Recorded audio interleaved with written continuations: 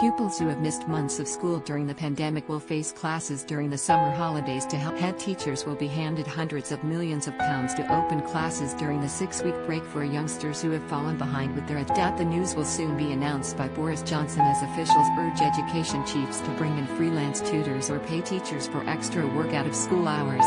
The Sunday Times reports the summer schools will feature sports and group activities in the morning followed by lessons in the afternoon. It comes amid fears the mental health of British youngsters has been hit after they missed out on exercise during the current lockdown. A COVID premium will also be paid to schools for each pupil considered disadvantaged. The paper reports the scheme to support some of the country's most vulnerable youngsters was drawn up by Sir Kevan Collins, who was appointed by the PM as a catch-up sum earlier. A source said, "This isn't just education support but also social support. We're acutely aware that pupils' mental health has been impacted by not seeing friends." Or Mr. Johnson is due to announce his 4-step roadmap out of lockdown this month. Under the plans, schools are set to reopen on March 8, as planned.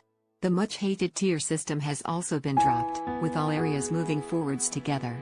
However, militant unions have once again hit out at the government's plans for getting kids back in class, and it's thought the PM may have to settle for getting primary-aged children back first, ahead of a phased return for older people. He will also confirm that teachers will once again decide what grades GCSE and A-level students are awarded this summer after exams were cancelled for a second. The results will be published a fortnight earlier than usual to allow exam boards time to process thousands of appeals expected from students and their parents. Teachers will have until just mid-June to prepare their assessments, and while many exams will be sent out, it will be up to schools to decide if students take them. However, there are concerns appeals over grades could take months to sort through, putting pressure on those hoping to head to university. Andrew Halls, the head of King's College School Wimbledon, one of the country's highest-performing schools, told the paper, "The entire job of judge and jury is on teachers and schools, and it is a terrible I know of really good schools where there are still some parents pursuing legal action against last summer's." Mr. Johnson has repeatedly said his priority is to reopen schools.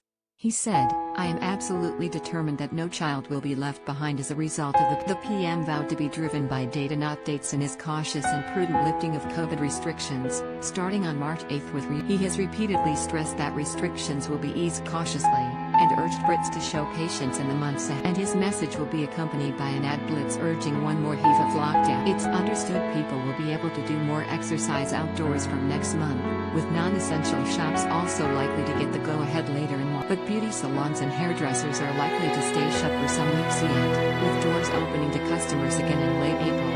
Pubs could be open for outdoor pints in April, while restaurants could serve meals outside during